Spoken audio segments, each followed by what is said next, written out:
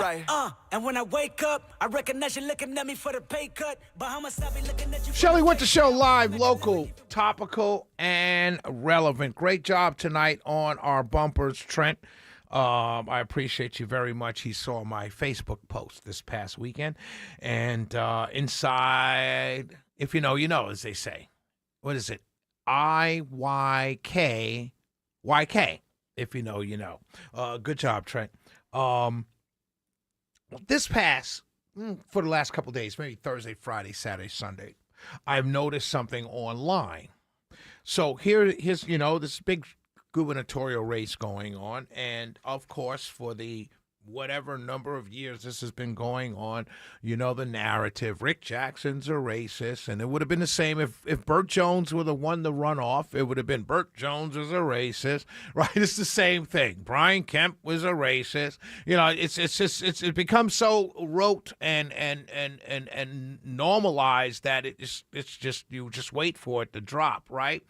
And so it's the same thing. Rick Jackson's a racist, right? And so one of the attacks, or what, if you will, on social media is what they're doing. And so campaigns will do this. They won't do it, but they'll have surrogates that spread it.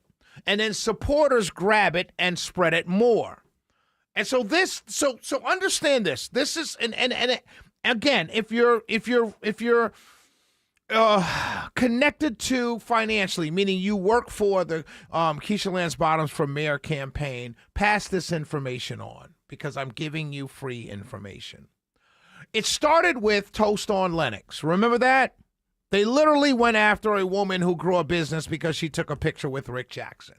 Then they skipped over to Big Daddy's Barbecue and coerced him, threatened him to put a sign up, Keisha Lance Bottoms for governor, in his window. There's no pictures of him and Miss Bottoms together. It's just two volunteers with a sign, and he's got a mad look on his face. They've got the picture up. Coercing a business who met with Mr. Jackson. Then Mr. Jackson, Rick Jackson, came down, had a press conference on Auburn Avenue last week where he rolled out legacy corridors, and they attacked him for that.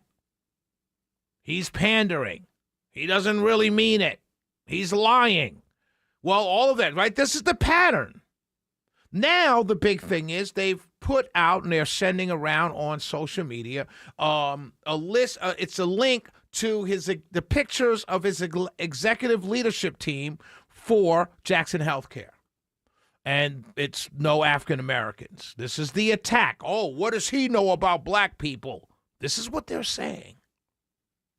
And I'm thinking to myself, how in God's name does any legitimate campaign think this is a good idea? See, it's one thing if you're running, say, in the city of Atlanta for mayor, right? Perfectly legit thing to do. It's one thing if you're running, I don't know, Fulton County possibly. Perfectly legit thing to do. Because black voters overwhelmingly there are more of them. You're running statewide. You're running statewide. And the numbers don't bear out anything to go so hard after a voter base that should be voting for you already. But pointing out the racial makeup of Rick Jackson's Jackson Healthcare Company only plays to the most hardened of hardened, I guess, black people. Money. Look at it and say, oh, okay, well, aren't most corporations that kind of makeup in their C-suite? Delta has a lot of African Americans that are vice presidents and so on and so forth. But if you go to their first landing page that says leadership, it's all white. You've got to go to the second page to find the black people. Does that make Delta somehow not know the black community? Not at all. 68 of the top 80 companies in the Fortune, 68 of the top 100 Fortune 100 companies have all white boards of directors. Does anybody not shop at these companies? Does anybody want to boycott these companies? No. So why would you attack Rick Jackson for the makeup of his executive leadership team? How does that make him not good or not know? It's a ridiculous attack. But one thing you need to note if you see this social media, he has a lot of white women. So women are no longer a part of the minority group. In the victimhood Olympics, women are not part of it anymore. It's just black people. It's a crazy attack by a serious campaign. A campaign that I would think knew better than that. Because what you're doing is, however you may think you're galvanizing the black vote for your candidate, which, by the way, you shouldn't have to. Really? Think about that. The fact that you have to galvanize the black vote for your African-American female woman candidate is telling already. But realistically speaking, what do you think moderate white, especially women, think about that attack? Think about that. Your white woman in suburban America, in suburban Georgia, Johns Creek, Brookhaven, wherever, she's looking at these attacks. She's saying, wait a minute, so if I even talk to Rick Jackson, my business, my small clothing business, my small restaurant, my small coffee company, it could be boycotted? That was the first attack. Then they're saying, wait a minute, you mean to tell me if I just kind of say something positive or a question, I could be boycotted? You mean to tell me my friend who may be on the board of Jackson Healthcare is a white woman? She's bad? She doesn't know black people because she's on the board of this company? And you can't say, well, he's the one running for governor. Well, no, because your attack is on the whole company.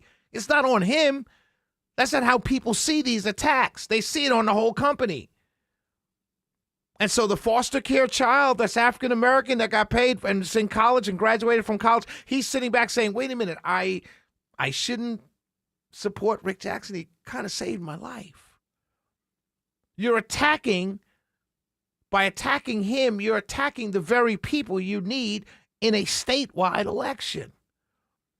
Keisha Lance Bottoms can get every single registered African-American vote to vote for her. She will still lose if she doesn't have rural whites and suburban white women voting for her in some numbers.